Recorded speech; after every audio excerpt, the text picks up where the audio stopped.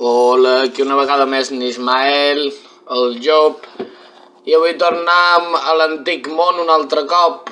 Mon anam d'antiga bèrboda i tornem. I tan antic, l'antic món i tan antic. L'Aràbia Saudita és un nom de país que està subjecte al canvi sistemàtic. Aquest rep el nom de la dinastia que impera en el moment, que en aquest cas, a hores d'ara, és la dinastia saudí. Situat a la península aràbiga, a la bressola de l'Islam, i tenint el seu monarca la condició de califa per tenir sota el seu control la Meca, cosa que no fa tants anys estava sota control turc, l'Aràbia Saudita és una de les grans nacions àrabs, una reivindicació forta al món d'aquesta cultura. La major part de l'Aràbia Saudita és un desert, concentrant la major part de la població a l'est i a la costa del país, cosa que, si teniu en compte els conflictes en Iemen, ja vos podeu imaginar perquè és molt més greu del que pugui semblar que una població de, diguem-ne, uns 25 milions d'habitants com el que té en Aràbia Saudita estigui completament situada allà.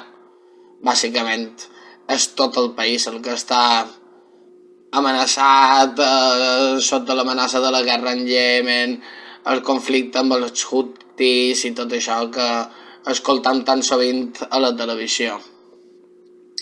La religió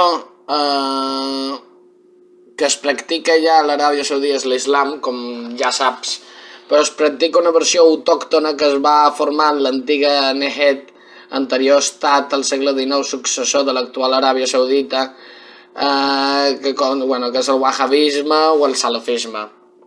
Una aplicació de la llei islàmica sistèmica tant a la vida dels individus com ciutadans com de tota la societat en el seu conjunt, a la vida pública, a tota esfera.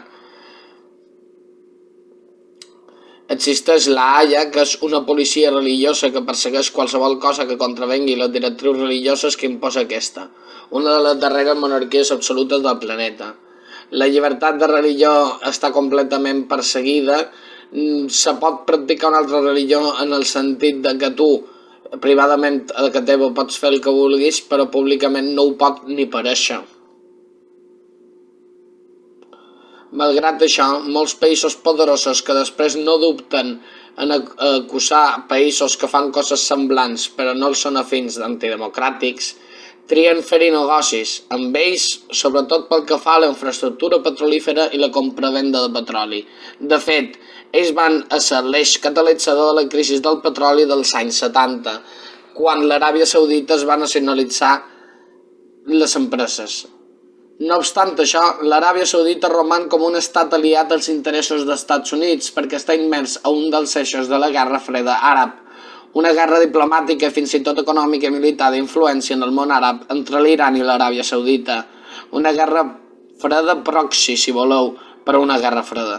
Seria rellevant fer notar que la regió, malgrat que àrida i dificultosa, és l'indret original dels àrabs, un poble que juntament amb les seves taifes practicaven moltes religions politeistes preabràmiques i compartien sistemàticament entre ells matemàtiques, ciències, astrologia. Gairebé no en queden rastres d'aquest passat.